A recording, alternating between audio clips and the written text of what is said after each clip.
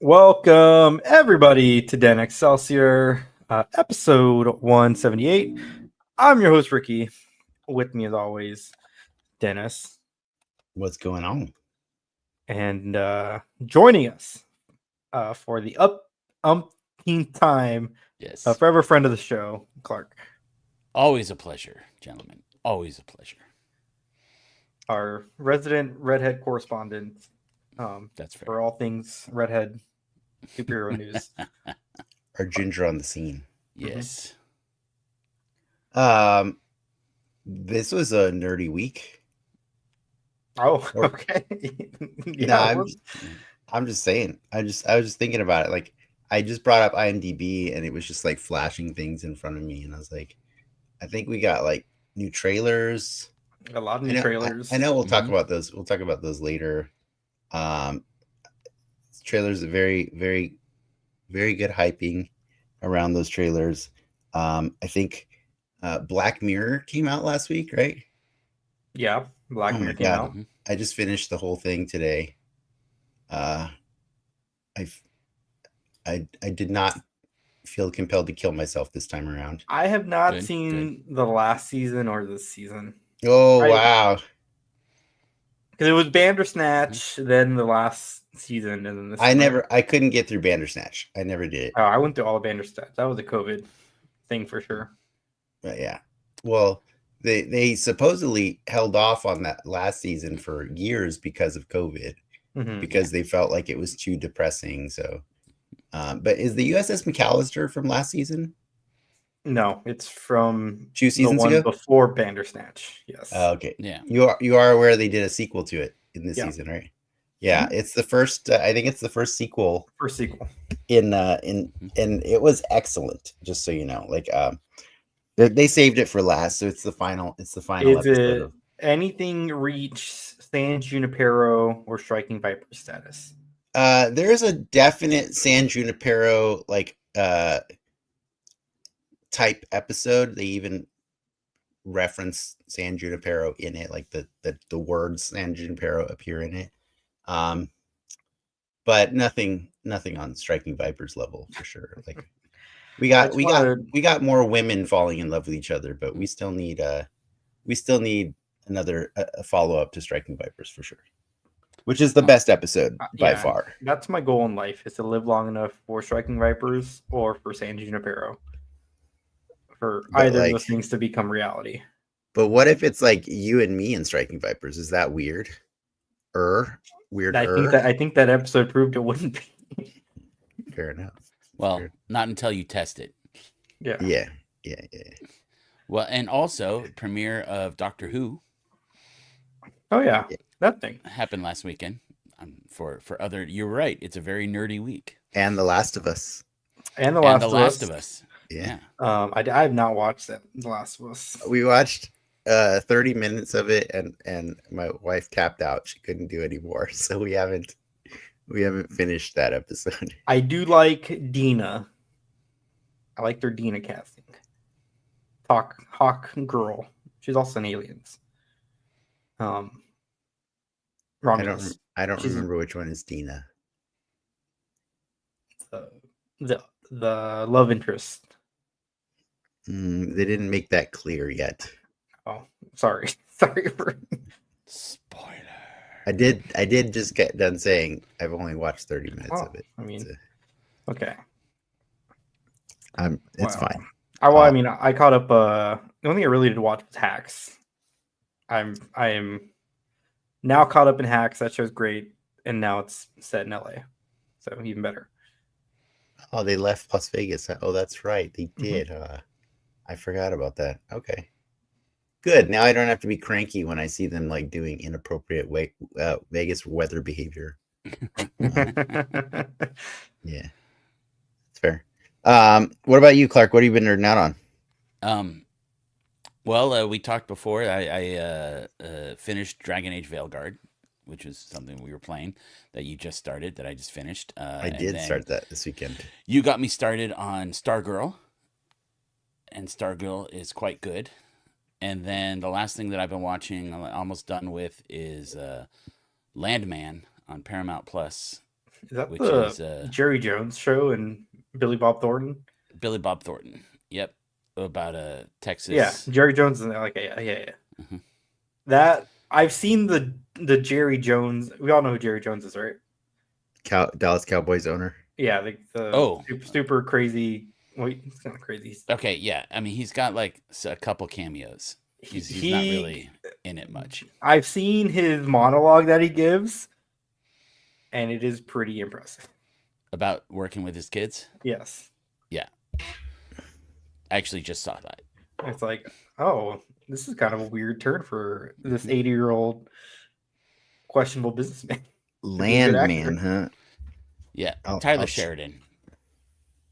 Oh, second Cyclops or Yeah. third Cyclops? Third Cyclops. Third Cyclops, right? Mhm. He was Cyclops number 3. There was a I don't was a think so. Cyclops. I think that's a in- different Sheridan. Really? Ty Sheridan? No, Tyler Sheridan, not Ty Sheridan. Oh, okay. I Tyler thought- Sheridan. Tyler Sheridan he was in Sons of Anarchy, Oh and man, then his character SAG got didn't written fix out. that. No, and then he wrote Yellowstone. So he created the Yellowstone series, and then 1923 and all of them. Gotcha. So Are you a Yellowstone guy, Clark? I haven't finished it. I have watched the first 2 seasons. So- I'm not a and- Yellowstone guy, but I know a lot of people who Mhm. are, and I just can't get into it. I'm not a Kevin Costner guy, so that's why I can't. So I have a friend of mine is actually in one of the episodes. He plays the biker gang leader. And I love Yellowstone in terms of the actual place. I've been there a couple times. It is gorgeous. But I think that Tyler Sheridan also did a series called Tulsa King with Stallone. Sylvester I've heard Stallone. good things about Tulsa King. Yeah. And I like that as well. So he's a good writer. Fair enough. But we do know that I think we forgot. I jumped the gun on us. For anybody tuning into the show, I think we forgot to mention what we plan on discussing later. Oh yeah, today. Daredevil. Oh, yes, Daredevil. that's Yeah. Sorry about that. We're going to talk about the season finale of Daredevil later. Definitely been nerding out on that. Yeah, we've been nerding out on that for sure. I actually just finished rewatching the episode again about 10 minutes before we started recording. So it's fresh. It's fresh. I had to wipe the blood stains off my clothes. It's pretty amazing, and we're going to talk about that later.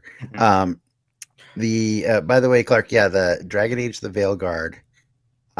I never played it because I heard a lot of bad things about it, and we got it for free like last week or last month on Last PlayStation month Plus. on PlayStation Plus. Yeah. And I finally got to the point where I was like, "You're taking up space, game. Am I going to delete you or am I going to keep you?" And I gave it a shot on Sunday, and yeah, I've been playing it a little bit here and there every now and then. Sorry for not playing Suicide Squad because because it's bad. You're playing the better game. Yeah. I will. I've not deleted Suicide Squad Mhm. from my system yet, so I haven't But given up on it. I am with you. I do want to beat it so I can delete it. Yeah, yeah, Man. exactly. I It's- played RoboCop. That was a free game this month. That game is awesome. Yeah, I haven't played that yet, but I will. I bought that game. I never beat it, but it's the only reason I didn't beat it is because the controls were kind of bothering me. But I have not bothered to go back and revisit it with my new Pro controller. So Yeah. There's DLC coming out for that game, like standalone DLC. mhm. Oh. It's an excellent game. It's an excellent game. I was excited. The PS Plus has been doing just really high quality games. Yeah. The Veilguard is great, man. Yeah. I made it. We sat there, my wife and I, and we made a character that looks a lot like a cross between ScarJo and Sydney Sweeney, and I'm happy. I'm happy. It's good. I mean, it's good. it took me probably a year to finally finish Inquisition, like starting and stopping. Oh and wow. stuff. But I finished Veilguard. I mean, I started it last month and I just finished it. So Okay, it is a yeah. shorter game, but it also, as I said, it sucked me in, and I really wanted to finish the story. Okay. And so, I mean, BioWare. It makes me sad when I see people talk about BioWare's dead and BioWare is gone, and you know they're not as good as they were in their heyday, and but they're still really good, and Yeah. I enjoy it. Their decline has been less drastic than Rocksteady's. Yeah, and Blizzard. And Blizzard, yes. Mhm. Yeah. So there you go. Whatever. What about you, Ricky? What have you been out on? RoboCop, the shows that we mentioned. That's it. That's kind of it. The studio. That's Are a you lot for watching the you. studio, Clarke?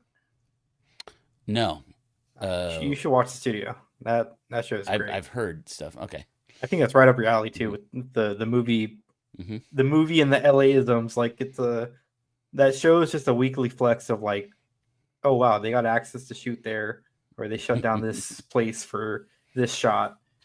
And it's really really neat to like, if you know stuff about movie making, the stuff they're pulling off for that show is like pretty remarkable. Service is that on? An Apple TV. All right, I got that. No, I'm gonna go see Sinners this weekend. Are we all? I'm looking forward to that. We're on the Sinners train. I was 100% on the Sinners train. We're all sinners. And then I learned that Haley Steinfeld may not be as cool as she once was. Yeah. You're the second person to tell me that today. Yeah. Okay. So, are you not going to support one of the most prolific African American directors? Yeah. See, I think I'm still going to support him, but I'm just saying I'm going to feel a little pit in my stomach because, you know, I know that some of that money goes towards the Orange Man supporters. So, oh well. People are saying that it's apparently really good. It's got 100 on yeah. on No, I told Lindsay, I was like, hey, do you want to see this movie? And she looked it up. She's like, holy crap, it's 100% on Rotten. I'm like, shot in IMAX. It's a Ryan Coogler movie. I mean, what do you how many reviews is that? 100. 100. Oh, yeah. Really? With the 100 reviews, yes, 100%? Yeah. Oh, awesome. You know what's crazy? That's like his first original movie. I mean, well, Fruitvale. Well, no, Fruitvale. It's not an original story. It's like it's. Yeah. I mean, we're getting weird about original movie. Like at this point, like I think Creed is an excellent movie that just so happens to carry on the legacy of Rocky. You know what I mean? Mm-hmm. But it's, I mean. To say it I think the way you put it, and I'm not saying you meant it that way, but like the way you put it makes like it kind of devalues all of his other achievements, which are impressive. He's an excellent storyteller, Ryan Coogler. He finds the great stories and what he's given. But this is the first. And then he hires Michael B. Jordan. Yeah. Yeah. Yeah. He also hired I will see anything with those two working together. Jonathan Majors was in the last Creed too. So yes. Well, hey, he was acquitted or not acquitted. It was dismissed, right? Case dismissed. It was dismissed. Yes, dismissed. Case dismissed. Like the trolley car question. Watch the Jonathan Majors movie or the Haley Steinfeld movie. I'll watch the Haley Steinfeld movie. Like, look, I'm not like giving up on the world just because you have like certain political preferences. Like, I'm not there yet. I'm just saying the thing that I found out today made me a little sad. Did something happen? Because again, you're the second person to tell me. Like, I'll have to look up. I don't know what you're talking about. I think people are just getting called out on their shady behavior. You know what I mean? Like that's all. Yeah, that's fair. All. So, maybe Shamik Moore isn't that bad. I'm just saying. No, I'm just kidding. He's bad. He's bad. He's bad. It's okay. They can be all bad as long as they what's the over-under on them doing press together for the third movie? If they're even in the third movie together, we'll see. Yeah. All right. I mean, we got some news this week. You just want to get into that? I would like to hear. I want to talk about the news because Okay. yeah.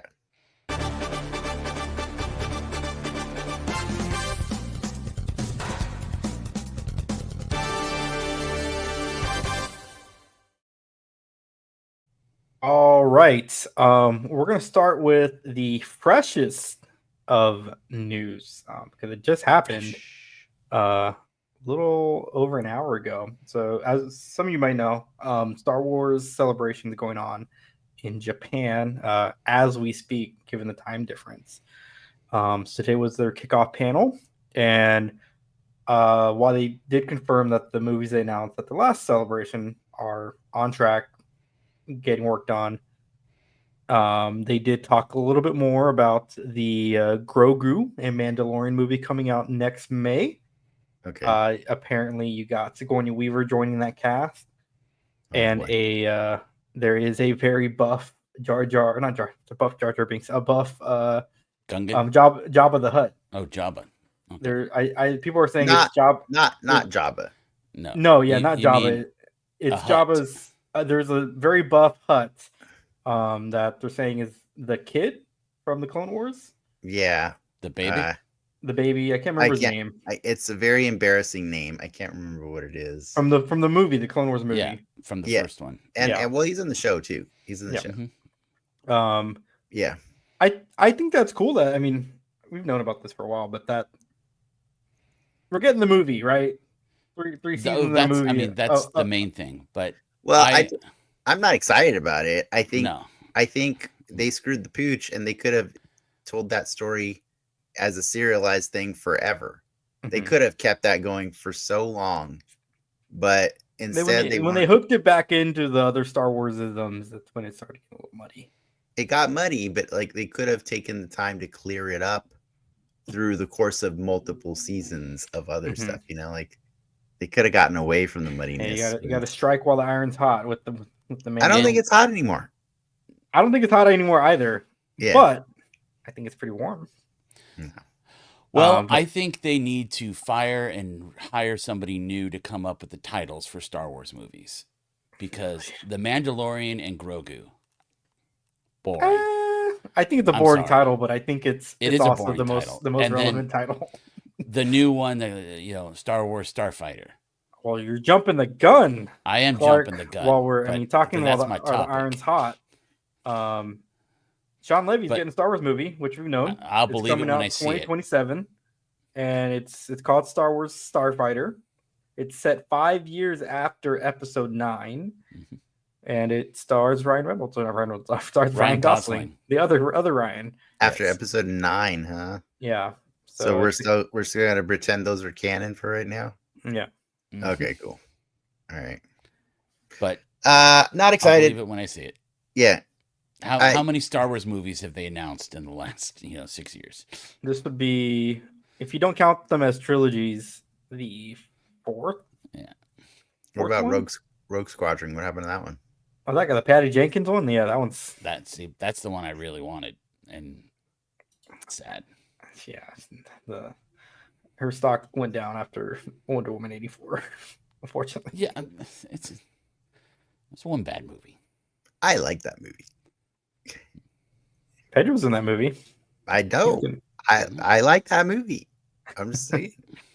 You can't convince me. I have lukewarm hope. Sure. I mean, if the Mando movie hits, you're course corrected. It could be. Yeah. I don't know that we're course corrected. But I think at this point, I'm just taking one good movie at a time. Rogue One didn't course correct the whole, Yeah, I'm no longer assuming anything is course correcting Star Wars. I'm just taking each piece as it comes, because like the course is gone. It's just it's We've got way more bad Star Wars movies than we have good ones at this point. Fair. But I do like that we're getting different flavors. That's fine. I don't. With Andor and yes. I put Skeleton Key as a win. I thought I really. I liked Skeleton Key. Okay. Or Skeleton Crew. I'm sorry. I like Skeleton. Name 4 characters from that show. Glib Glab. Blick. No, I can't do it. I'm not even the droid. Hooter from Captain EO. I'm done. Yeah. I rest my case. I don't think it's a good show. I think it was an okay thing to watch on TV at the time, but I don't think it was a win. I think it was just a meh. It was meh. I liked it. I don't think it carried the whole back of the franchise. You're correct. It's a different. It was a different flavor. A different flavor. That's all I wanted. Then we get Andor. It was a good side dish. Andor's coming out next week. Well, I mean, with Andor, how many people can you name besides Andor and Mon Mothma? Stellan Skarsgård and that's not his name. The cousin from Bear. That is yeah. The cousin from Bear. Forrest Whitaker. No, stop. It's not. You're messing me up because I would have given you his character's name, and now you just got Forrest Whitaker in my head now. Fair enough, but I can name Andy Serkis. I can name at least 2, which is better than Ricky did with the other show. I'm sure K2SO. I'm waiting for one. Oh, I thought Andor and Mon Mothma. Oh, you said no. I said besides them. Oh, well, I didn't even give the caveat of besides. Bix, okay, right? That's fair. Yeah, Bix was a character. There you go. What was the autistic droid? Sorry, BMO, right? Not BM. That's Bank. B something because he calls him B a lot. Yeah, the autistic droid. He does call him B. What? He can be autistic. That's okay. There's nothing wrong with that. That being said, really looking forward to Andor season 2. Yeah. Yeah. Continue with the movies. We got some new trailers. I want good Star Wars movies. Let's be clear. Yeah. I want them. We're all rooting for Star Wars. Yeah. I want Star Wars back. I'm not rooting for Star Wars anymore. I'm just like, whatever. It's fine. I'll see it if it's good, but like I have zero excitement when it comes to it. Like I was excited for season 2 of The Mandalorian, but by the end of season 2 of The Mandalorian, I was like, nah, I'm good. Like so now I'm just like, I'm ambivalent when it comes to Star Wars. I don't have it in my heart anymore. Obi-Wan Kenobi was cool in times. It was cool at times, but yeah, I wouldn't qualify the Star Wars output as the reason as bad. It's just like it's very baseline. I sound like a broken record, but like I'm so tired of Star Wars stories that involve the Force. That is why I like Andor, because it doesn't, and it's great for that. You know what I mean? Like, so it's just, I just don't understand why we feel the need to continuously tell stories about the 1%ers of the galaxy when there are 99% other people that are somehow managing to get by with their lives, even though they don't have the Force. And I find that incredibly interesting to want to know how they survive when these people with the Force have such an extreme advantage over everyone in the galaxy that it's just, it's frustrating. That it was why I loved the first 40 minutes of the first episode of The Mandalorian. And then a baby Yoda showed up at the end, and it was like, no, we were so close. We were so close. We can't do it except for Andor. That is why Andor is the best. I'm excited for Andor. I won't, but like that one's just a given. Like for me, I consider Andor just like this rare anomaly. Well, Andor's just good television. It's almost just storytelling. Yeah. What else? We had two trailers come out. Final Thunderbolts trailer and another Fantastic Four trailer. I talk think about that's them. doing. I think that's doing it a disservice to just say and another. Well, I there's think always three trailers. and This we is got the second of the This will three probably be Fantastic the Four trailers. final. no, we got No. the Fantastic Four trailer to end all Fantastic Four trailers. There'll be one more. No, I'm not saying there won't be, but I'm saying I don't need more. Like Oh, that was the okay. one. That was the one. The first one, meh. I was like, well, you get whatever. story in this one, right? You get some really. I get a almost sense didn't of- watch it because I'm already sold. But then after you guys started talking about, well, let me watch it, and then I understood. That score is on another level. I love that score. I loved it since last That's a year. good score. The score is Michael great. Giacchino, so good. It's. I think the thing like that trailer did was it's so amazing is if you actually look at most of the plot beats that are in that trailer. On paper, that trailer looks like a previous movie that has been made with the Fantastic Four. Yeah, very and similar yet, trailer. And yet, Mhm. in every single moment, it just feels like executed to such a higher degree of excellence than the previous. You know what I mean? Like it's just, and I kind of am okay with that because, like, I think that's what we want, right? As fans of this Marvel universe, we just want to see the Fantastic Four done service, like the way they deserve, and like, yeah. I think that because, and this, this could be spoiler, whatever. I think this world is done for. Clearly, this Fantastic Four is going to come into the rest of the Marvel universe. And so I think they had this world where they didn't have to be tied to anything else and could just purely explore the world of the Fantastic Four from the 60s with the accolades already there, not having to do origin, not having to do stuff. Yeah. And just enjoy it and just dive, as you said, dive right in. And then we're going to feel really bad when Galactus eats it and somehow they escape into our reality, or the 616. They set up an interesting premise in the show, like where they seemingly have like fixed all the problems in their world, right? Like they're the heroes, protectors of Earth. That New York seems very utopian, right? So what do you do as the people who literally fixed everything are now presented with a problem beyond the scope of anyone's understanding? And to kind of see Reed in some kind of like panic in some of the shots in the trailer, that's a cool moment. Like that's a cool premise. Like it's one thing to have world peace, but then to like actually protect it from an entity like that. Like that's a neat.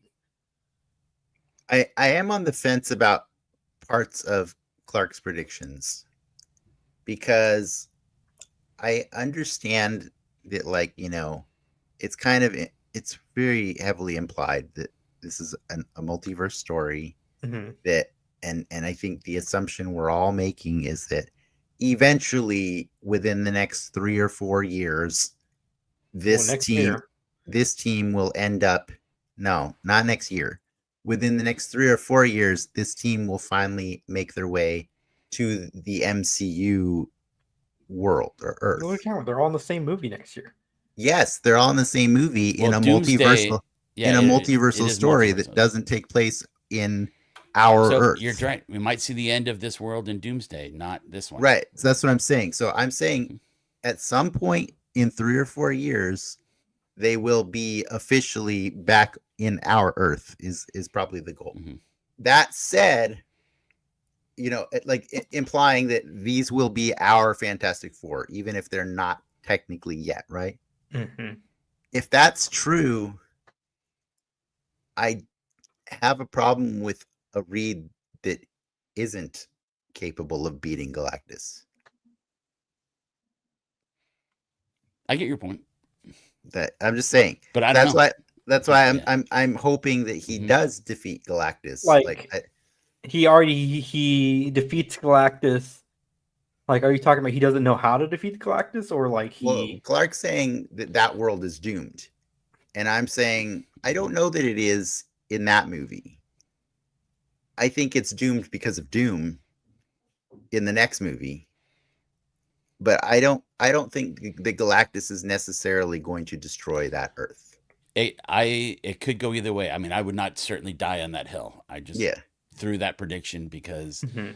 it kind of makes sense to me. But I'd be happy, either way. As you said, from what I have seen, I really like the storytellers. I think they know what they're doing, and I'm very excited about this movie. I mean, just visually, Yes.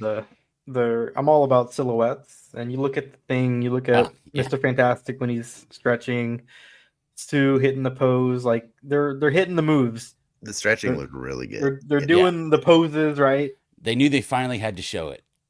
Yeah, They And did. they did. I know they That's didn't what that's wanna what I show loved it. about this.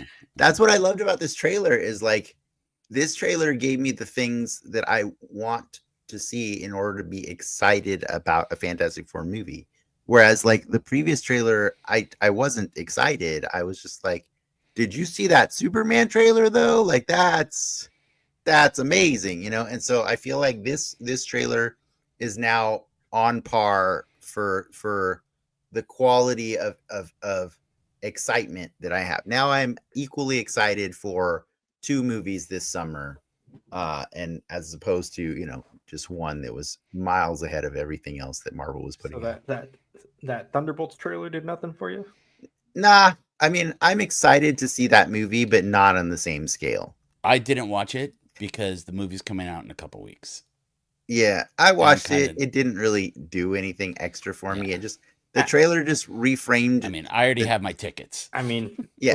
without leading into the Daredevil conversation, that movie gets a little weird now. Being set in New York, Mm, it gets a little weird. we'll see. I mean, this is a can of worms we can discuss later, but like, I think no, we will discuss this later. I don't think that it does get weird. I think that you got weird. You made it weird. Yeah, it's. You keep making it weird. You keep making it Well, weird. I'll end the had- news by making it weird. Keeping it Okay. weird. The Marvel swimsuit special returns this summer. Oh my god, are you serious? Yes, I'm 100% serious. Oh my. Marvel swimsuit special friends, foes, and rivals. Will basically be a artist showcase. There's a Marvel rival section. Let me pull up the list of artists. Yes, they need to collaborate with Marvel. Superstar rivals. artists Nick Bradshaw, Nick Klein, Margaret Savage, and Lucio Vecchio. Vecchio. And the swimsuits that you see, some of them will be coming into Marvel Rivals. Oh The game. my god. So, there you go. That's funny. I'm seeing some of the covers, and you know what? I can honestly say this looks way more tasteful than it was in the 90s. Yeah, Way more it's tasteful. definitely not as provocative. I think the men are more provocative than they were in the 90s for sure. But yes. I you know what? I approve this. I didn't approve it on paper when you said it, but now that I'm looking at the covers, I'm like, no, you know what? Yeah. This On is good. sale It's good. July 9th. So put in It's your good. I'm not buying it, but it's good. It's good. The fact that they have actual female artists among the artists is a good sign. You know what I mean? Like that's yeah. because I promise you there was no. You're telling me women Jim Lee drawing. wasn't consulting with anyone? No, he was not. Just little Jim Lee. That's all he was consulting with when he was making those. Yeah, I'm okay with this. Thumbs up on that one. It's good. It looks cool. The promotional art looks pretty cool. Down. Adam Hughes wraparound cover approved. Yeah, that's a cool There's cover. some serious chest hair and happy trail on that Iron Man right there. That is intense. That is a lot. That's a lot of happy trail on him. Wow. Okay. Cool. Moving on. You want to do this? Like you just completely distracted me. We were here to talk about Daredevil. Is that what Yeah. we're? Okay, cool. Tune Let's in do it. later to see if he appears in the swimsuit special. Listen.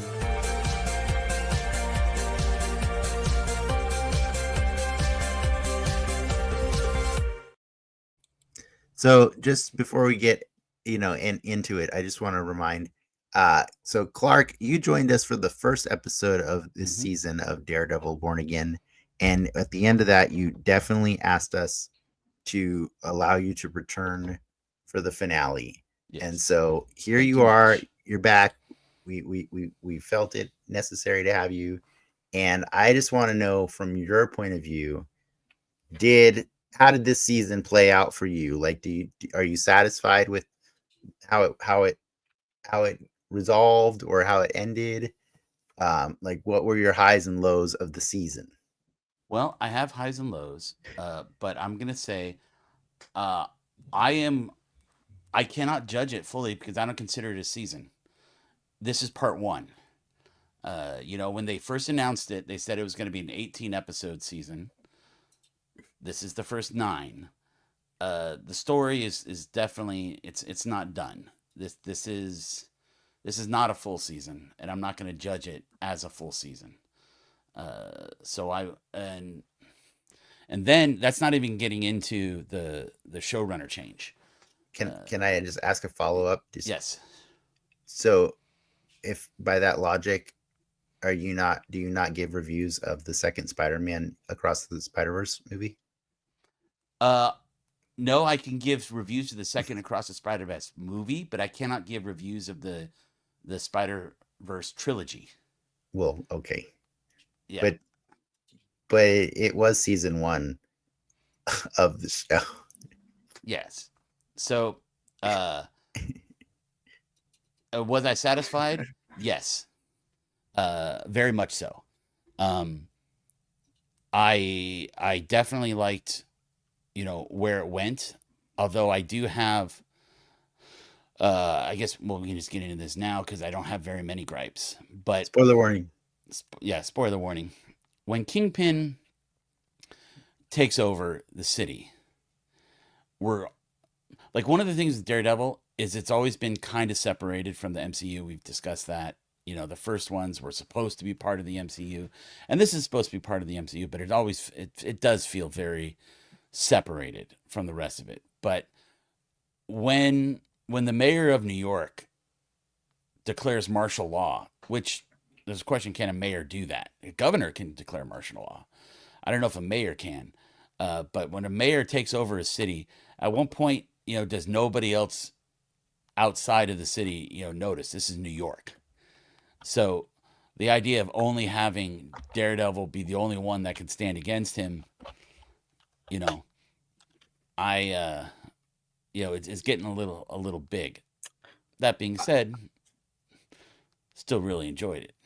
I agree with your sentiment. I think I like the season as a whole, but I don't say I love this episode. Like, to your point, Clarke, like halfway through the episode, once Daredevil and Punisher go their separate ways, right? There's a kind of a big buildup. Like, all right, we got to go to the port. Him and Karen are going to take on the vigilante task force. And then they get there, and then Karen has this, monologue to Daredevil, and like, hey, maybe you can't beat him this way. You got to beat him, this other way. And Daredevil's like, you're right. We need an army. So then you're like, oh, wow, they're going to do the thing. And then they get to his army. And who the fuck is that? A couple cops? Josie? I knew we were going to talk about this. Karen? Like, with Ricky. I would have been fine. It's just fairness, like you built that up. They built that moment up to be like the end of the season. And it's like a pinata with nothing in it. So I saw the interview from the directors of the episode, and I am fully on board with them because that's not what the story they were trying to tell, Ricky. You wanted Spider-Man and Luke Cage and Moon Knight and Jessica Jones. I didn't want Iron I wanted Fist and everybody give me another named Marvel named person in That's there. not the point. The point of the episode was to carry the message with you, right? Like to carry, like this was like, we can all agree that when it comes to delivering messages of social uh, uh, awareness or of what to do in cases of injustice, Marvel's pretty neutered in general. Like because they don't want to piss off an entire base, right? Like they don't want to do that. So like, yeah, they get a lot of flack for being woke sometimes, but like they still toe the line in a lot of ways. That said, I feel like the message that they delivered was in this season was the most heavy-handed that the MCU has done so far. And the point was that this season was supposed to feel like The Empire Strikes Back. It's supposed to feel like the ending of Infinity War. You're not supposed to have hope. You're supposed to feel really, really low. And so the director said, like, to the answer to that question, like they felt like if they filled that room with any superheroes other than Daredevil, it would have been giving too much hope. And they don't want that. They want the people to know that in certain situations, you're not going to be saved sitting on the sidelines. It's going to be the people who have to rise up against him. Do you know what I mean? And like, so I really do appreciate that they stuck to that by like not. Yeah, I saw the same interview and I agree. Cameos, dude. There's a time and place for them. Yeah, they're not at the end of your season. No, at the beginning of the next. Yes, they're not. It's not cameos at the end. We've done we did an entire podcast on the Mandalorian and how that cameo. I loved it. Killed it. I disagreed with you on that moment. Well, then you can disagree right now, but I am so happy that Daredevil didn't do the thing you wanted them to do, because it shows me that they are on the same page as me, and I appreciate that. You know what I mean? Like, I appreciate that they like right now. This is Daredevil's story. I know. The other day on Slack, you were like, where the F is Spider-Man? And I'm like, he could have been literally anywhere. I get the like I'm not talking about the known New York people to show up in that bar. Mm-hmm. Give me someone akin to the White Tiger where you see the suit or you see something like. But they showed the new White Tiger. Angela was there in the scene. Don't give me a couple rando cops and we literally got Angela. Yeah. She's going to be White Tiger. And we showed this. They showed the swordsman in the cage. Yeah, the thing that's beautiful about the end of that episode when we're going back and forth between Kingpin's people or his detained people and Daredevil's people is like we're seeing like when the challenge is being put out there to resist, rebel, and rebuild. We're seeing all of the people that BB has interviewed through the entire season. Plus, we're seeing all of the main supporting characters that have been on the show. So we're getting everybody that's because the show is about New York. It's about the people of New York. And I think it's really easy to watch a bunch of Marvel movies and be like, wow, a lot of stuff happens in New York. So they're pretty good, right? They got a lot of protection and stuff like that. But when you go and read individual Marvel comics, they don't do that all the time either. They really try to tell a character's story, so crossovers. But crossovers are a crutch. They're a crutch. With Born Again, I mean, Captain America does play a significant portion in the second half of Born Again. Yeah, but the promise of a Daredevil in the MCU is continuing a really good Daredevil TV show in some capacity. Mm-hmm. Promise fulfilled. The other promise of Daredevil in the MCU was Spider-Man, and he already did it. It's not Spider-Man. He already was there. Playing with other toys. Any other toy. You don't think Kamala's going to come back after the tee-up they did? Sure. She should have been in that bar. No, No, she's not 21. Not yet. Not yet. Yeah. She's not Should have been 21. in She that can't bar. be in that bar. Neither is Hector's niece. She wasn't in the bar. No, yeah. She was shown outside on the street. She was on the streets. Yeah. So like, Now this is give me where something. for timing. Okay, I get that feeling, Ricky, because I want that partly because I want Daredevil to get sort of the recognition in the rest of the MCU that I feel he should have, because I know they've had it separate and just most have been his story, but Daredevil, He doesn't play well with others. he doesn't, and but he's known like He's not a team up guy. It's just like the build up to that moment that I think is probably the issue, if anything, because it's like a roller coaster. You're built. You say we need an army in a show with superheroes. I'm expecting No, it's a show with superhero. Is one a hero, show one with superhero. superheroes. There's super Well. like he's not an isolated. His I story mean- can be isolated, but that New York, there's Punisher, while not a super, and is a pure anti-hero, but he is a big name. Yeah, but he's not a superhero. What I'm in saying a comic is, book show when you pull back No. and say we need an army, you keep and then changing you show you up with keep some changing the randos. phrasing. You keep changing the phrasing of your statement, It's and it's that's just a little- suspect. That's It's a suspect little to me. it's a little weird. I liked the episode up until that point, honestly. Like I think it's But the sliminess of Kingpin. But if And- this show is a true continuation of the Netflix show, which it has demonstrated time and time again that it has been, this wasn't a problem for 3 seasons of Daredevil on Netflix. He played with a lot of other toys in those seasons. No, he didn't. He played with toys in The Defenders and then like briefly in the 3rd season. No, not the 3rd Yeah. season. Not at all in the 3rd season. Yeah, In the 2nd season. just a little in the second.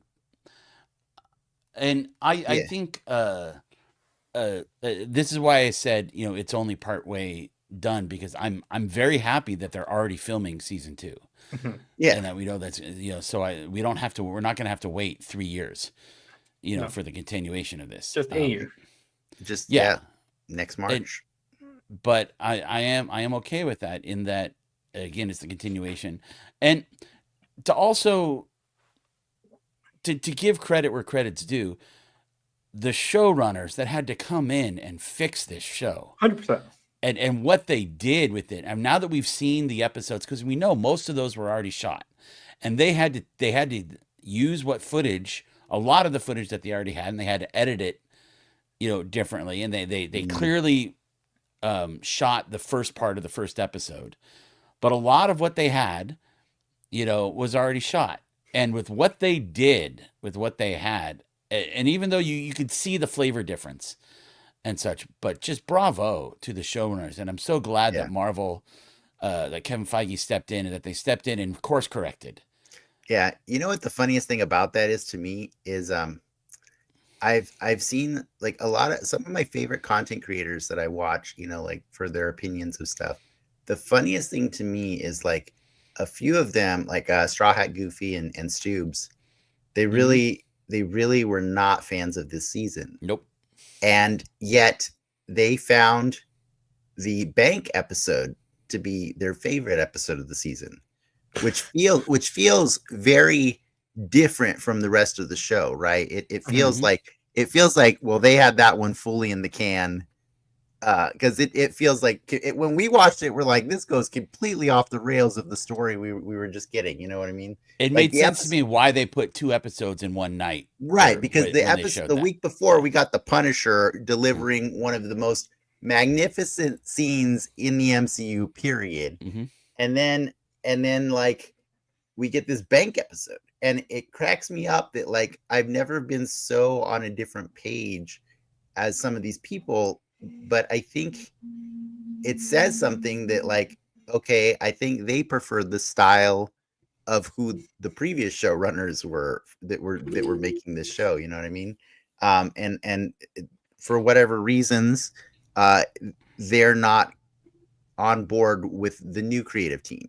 But like to your point, I do think this new creative team came in here and really made the best of a bad situation, and like I think their best is pretty impressive. So like I'm super excited to see what they can do with a clean slate Yeah. going into the second season. You know what I mean? But yeah, I think it's crazy that like how polarizing this show has been for like some of the bigger creators out there. It's really weird for me. Like, that said, I think I've never felt more comfortable watching, you know, the Punisher be what I think is the Punisher than I was in this episode. Like, this episode was gory. It was so gory. And it just felt like, wow, Disney's really letting these guys do what they feel needs to be done to sell this story. You know what I mean? Because I wouldn't even say it's gratuitous gore. I would say it served the story very Yeah. much. Like every single bit of gore For was, every character. yes, for every character. And it was cool that the gore was The meaningful. Kingpin killing the commissioner was gratuitous. I don't think it was Mm, gratuitous. Stop you. It was I gratuitous. don't think it was. I think it was very Kingpin. I mean, I've seen him do worse in Netflix. I mean, the car door scene in Netflix was excessive. He just kept doing it until the head came off.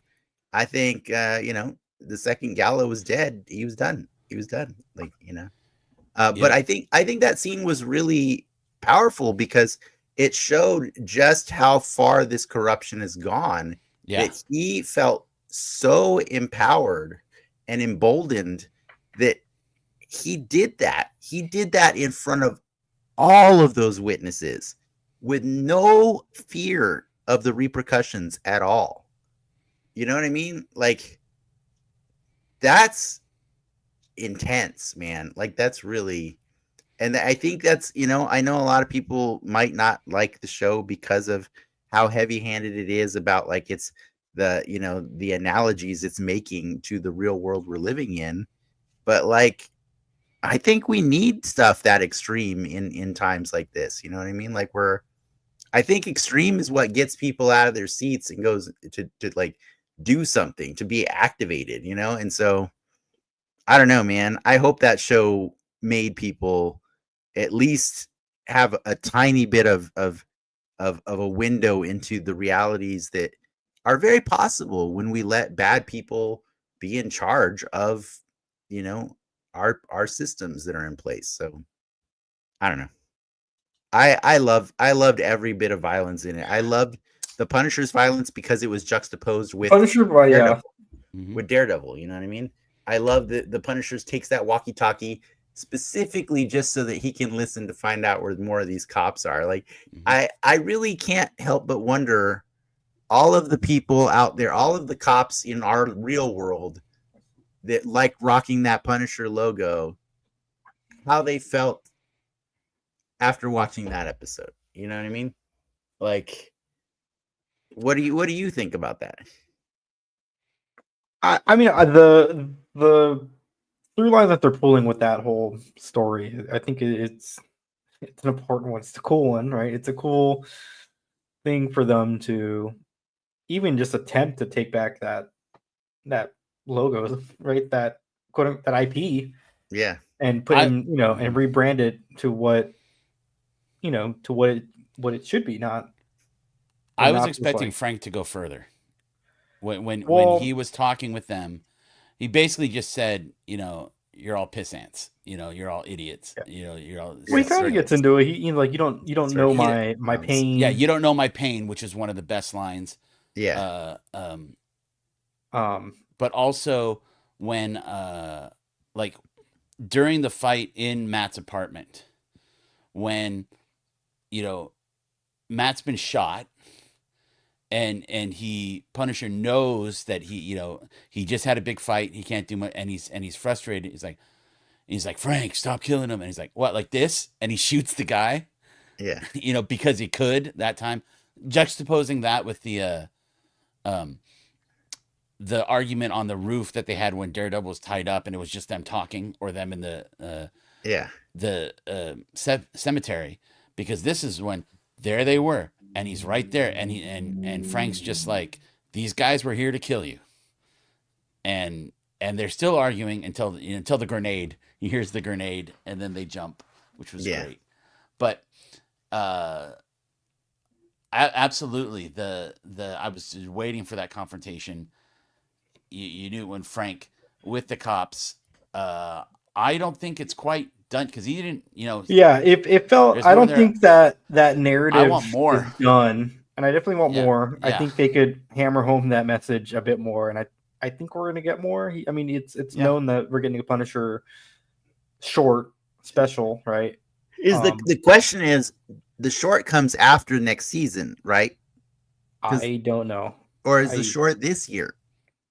It could be this year. Yeah, because if the short is this year, I don't want him to go and kill the Kingpin without No, Daredevil. yeah. You know what I mean? I mean, if they tee up him breaking out of the Kingpin's jail, and if the short is him, if is 40 minutes of the Punisher killing cops, that's a choice. That's kind of a. I don't think it's gonna. Just to throw this in real quick before we end, just because we haven't had a chance to talk about him. I do miss Muse. I feel that it was sad that Muse had to go so quick, that they succumbed to the Marvel thing of killing their villains. Although having the psychologist, I forgot her name, Heather. Oh God, I hate her so much. She's gonna be Muse. Yes. Yeah, which you're supposed supposed to, Karen? I think. Which I think you're supposed to. I know you're supposed to, but like I hated her the whole season. When she killed him, I guess just to kind of show for her giving into that side and such. But I think Muse could have been a longer villain, and I thought he was more interesting. He was way more interesting than because I didn't read the comics with him. So that is one of my regrets, that Muse was too short amongst us. But yeah, he's unless like a they're title not in the comics, though, right? Like a Muse persists. Yeah, I think there's more than one, right? I think there can be more than one. As I said, I don't know. I didn't read the comics. Yeah, I like, so just to be clear, like I mean, I know I've been here defending the crap out of the episode, but like I do have my flaws with it too. Like one, just to address what you were questioning earlier. Yes, a mayor cannot issue martial law. Like that is not within the mayor's power to do. So whatever, it's fine. Like, it's in the fictional world of Daredevil, it's juicy. I love it. It's great. That said, I also am weirded out by like the weird loophole with Red Hook and how Foggy figured it out before anybody else, and that's why Foggy needed to be executed but like, why would she assume that the rest of the law firm that he was at wouldn't also know? Like, why was the hit only on? So I do feel like it was a little contrived. And again, they're working with material. As if she doesn't know who Matt is, right? As if she doesn't know who Matt is, or Karen. And also, like, the implication that, like, this is the secret that they never knew about, why Foggy died. It just kind of raises the question of like, well, that didn't seem very hard for you to figure out. Like, so why didn't you try to figure out why Foggy was murdered a year ago? Do you know what I mean? Like, there's things like that like kind of rub me the wrong way. That said, I do love that they, in the beginning scene with Bullseye, you get to see Vanessa explaining the question we all had, which was, how did Wilson get out of the jam he was in at the end of season 3 of the Netflix show? And she even referenced Agent Nadeem and all the corruption in the FBI and everything, and that's why he got released or acquitted. And I was like, you know what? That's actually pretty good. That worked for me. Like, it wasn't like a cover all to fix everything. but I do appreciate that like this show continues to tell you, hey, when this is over, you should go watch 3 seasons of Daredevil because it's pretty Hmm. good. Like um I really like that. I like that because I appreciate any time a writing team in a comic book takes a story somebody else wrote and molds it into something else. You know what I mean? And so it really it says a lot to me when I see every time the credits roll and I see that one of the consulting um one of the show's consultants is Brian Michael Bendis, because I never saw his name on the Netflix show. And that was always weird to me because like I don't know. I think he writes excellent Daredevil, and I think he's Yeah. written some of the best Daredevil that gets underappreciated.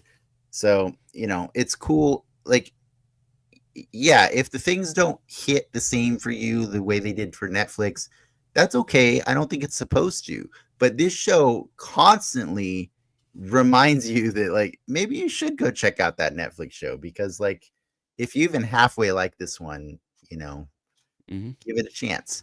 Uh, I have yeah, enjoyed very thoroughly every Daredevil content that we have, even the Defenders, the parts of when I did. Daredevil's in it. I didn't enjoy Overall, didn't enjoy Defenders. Defenders Yeah, overall, but yeah.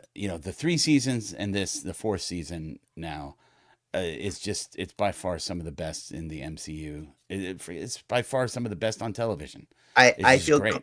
I feel comfortable saying that Kingpin is officially the best villain in the MCU now that he is officially in the MCU. You know what I mean? Man. Like I would say his little run in Hawkeye was laughable, Hmm. but like he popped a dude's head, dude. Like I mean, like we're He done. has We're done. done Like so much with that character, yeah, and yeah. portrayed it so well. Yeah, absolutely, and that's why I agree with you. Popping the head, to me, it wasn't gratuitous. It was the flower at the end of Kingpin. It Yeah. was really really showing what this guy's worth. And the other props I'm going to give real quick is for the Billy Club, because even They got though he didn't fight too much, but Swinging. man, he fought well with the Billy. Like, they used the Billy Club this time, yeah. and I Yeah, they did. really liked it. It made sense. It fit with the character, and that is, I mean, it's like having Batman and not having him use his batarangs. Yeah. The Billy Club, it got its due this season. I will say I was a little mad at the show for putting in the beginning credits all the actors that were going to be in the episode, because like I know that the thumbnail had the Punisher on it, so Mhm. that was spoiled before I even hit play.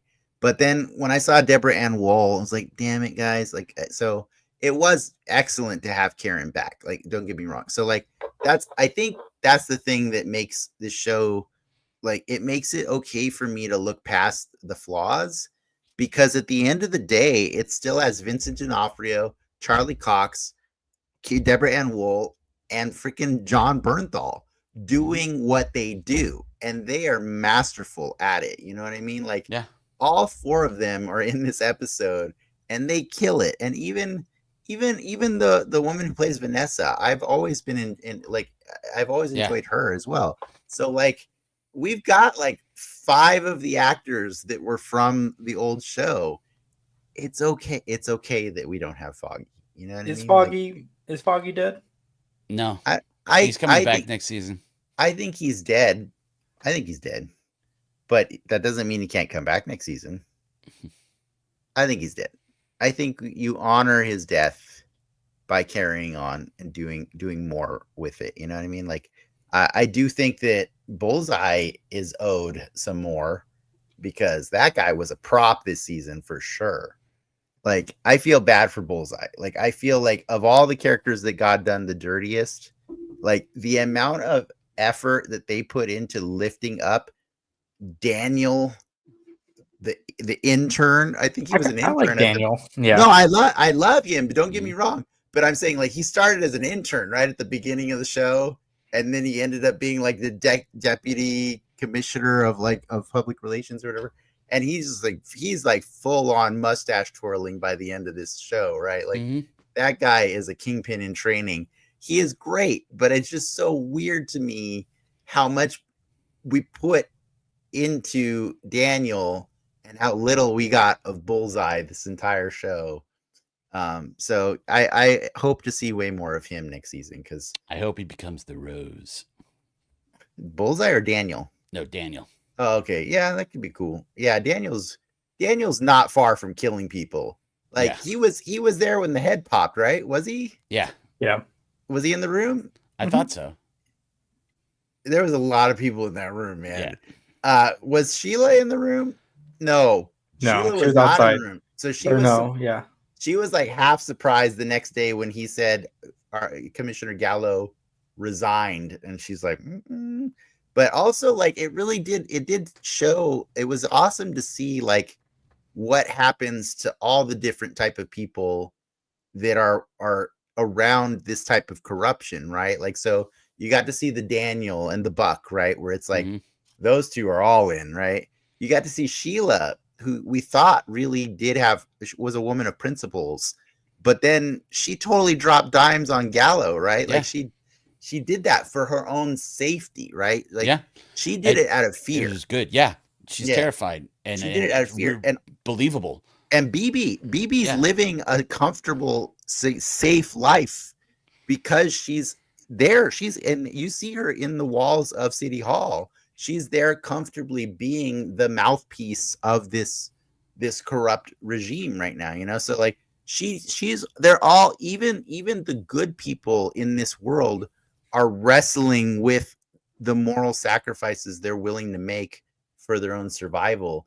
And I just think like it's such a beautiful like montage of people like in that final few minutes of that episode, that like I do consider it to be a great finale to a season. A story doesn't have to be over when the season ends, but it has to be at a stopping point that makes sense. And for me, it made sense to stop there. You know what I mean? Yeah. Like that's where my gripe is with Spider-Verse, is like Spider-Verse, you kind of started a story in the last 10 minutes of the movie that I didn't plan on following. And that's, I feel like rude. You know what I mean? So I think that's why I'm against Luke Cage or anybody else being there at the end. 'Cause it's like, let that be the beginning of the next episode, you know what I mean? Or the first two episodes is him getting a bigger army, you know, because that's his starting army, Ricky. That's who those are his first initial generals. He'll get more. Don't worry. I believe he will. And I believe with the success of this show, you know, they'll pull strings. And I can't wait to see the actual DD on his chest. I know, right? We've all seen, I mean, it's ridiculous to not. We've seen the costume and stuff. I look forward to D's. He finally gets the D's. He gets the double D's. Remember the last time the AI made a picture of Daredevil in double D's for us? That was excellent. Do it again. That's what we want. All right. Are you done? Are you done? I think are we done with Daredevil? You want to give a season rating or an episode rating out of 10? I'll give the season 8 out of 10. Ooh. What about you, Clarke? I'd at least a 9. I'd give it an A if I was doing alphabet stuff. I really enjoyed it, and I liked the episode. And overall, I'm just so happy to have Daredevil back. Yeah, I'll give it a 9.5. For me, there is no beating X-Men 97, but this is my number 2 as far as MCU television goes. This was everything to me. Like I am mesmerized when Charlie Cox. X-Men 97 showed us what Spider-Man was doing when shit was hitting the fan. Yeah, because they can animate that. Yes. Like that's easier. It's cheaper. X-Men 97. That Spider-Man doesn't have a contract and an agent. There's no contracts and there's no complications. But also, like, just to be clear, like that was their choice to show you the entirety of New York reacting to a world-ending event. Do you know what I mean? Like, there's a fundamental difference between X-Men 97's what they're showing you versus the Penguin not having Batman show up after the Oswald Cobblepot. That was weird too. Yeah, but the Penguin one was specifically weird because that was the Penguin destroying a city block and also being responsible for the death of the Falcones and stuff. Well, you know, Sophia was responsible. Like, those are things that like are in Batman's purview because he is the one guy in charge of protecting Gotham. You know what I mean? Like, New York is a big entity with a lot of people. And also, like I've said before, like, I think the difference is because Daredevil's in law, he's privy to a lot more information about the corruption that's going on in New York than Spider-Man. You know what I mean? Spider-Man, like, you know, when I was talking to this with Lindsay, she was saying the reality is, think about the scope of Spider-Man's power. Like, if anything, like, he would be better served stopping a subway from derailing or something like that. You know what I mean? That's what, like, the entire city blacks out. Spider-Man's gonna go fight some bad cops that are on the street. Like, no, that's not Spider-Man's thing. You know what I mean? He's gonna go like stop a building from burning or something like that. He's gonna be doing bigger things. Like, there's bigger fish to fry, is what I'm saying. You know, so I mean, what do you think, Clarke? Did we need to see Spider-Man during the chaos? No, but also because the reality, as exactly as we said, reality of TV contracts and such. Plus, this Spider-Man, I mean, with having the age difference so much between them, I don't have the connection as much as I do in the comics, where they're closer in age, and they kind of they're more buddies. So, do I want to see Spider-Man? You know what? I'd be happy, but I don't have to. I would much rather see, you know, Luke Cage and Jessica Jones come back because they have history. Yeah, I think that they should definitely come back. You know, on the Spider-Man front, I think they could have pulled another.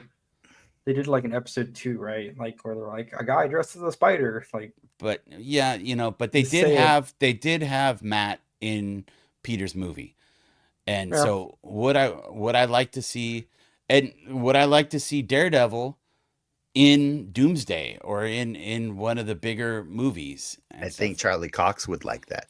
Yeah, Charlie Cox probably would. Charlie Personally, Cox's agent would like that.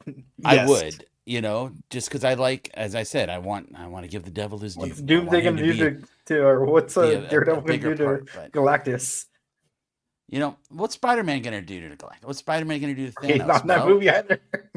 You know, he you know, did round punch and ring punch, and you know, he does what he does. He annoys them.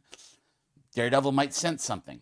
You know, I don't know, but again, the fact, I'd much rather have Daredevil in this context than just in a movie every 4 years.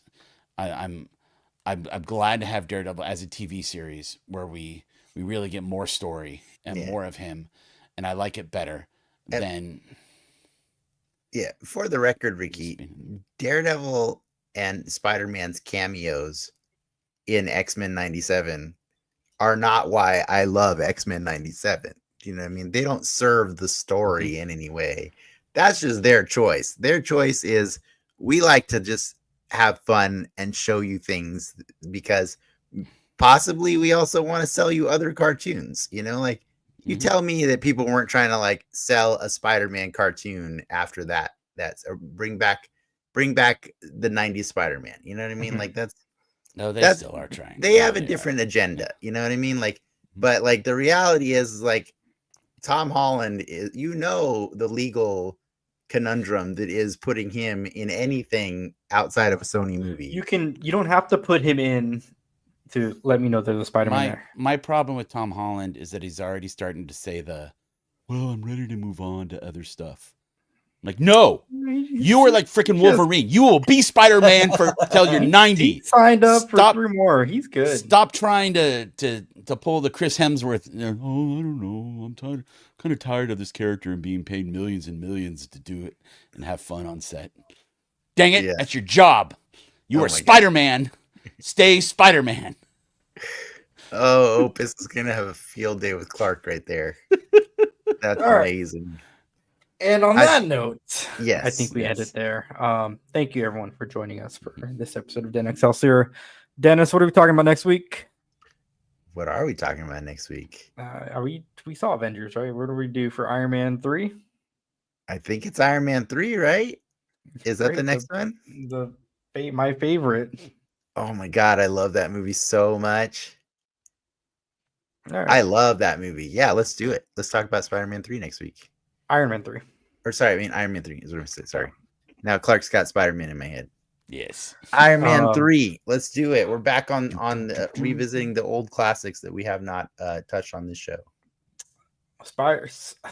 Iron Man 3 is next week, guys. Yes. But until then, true believers.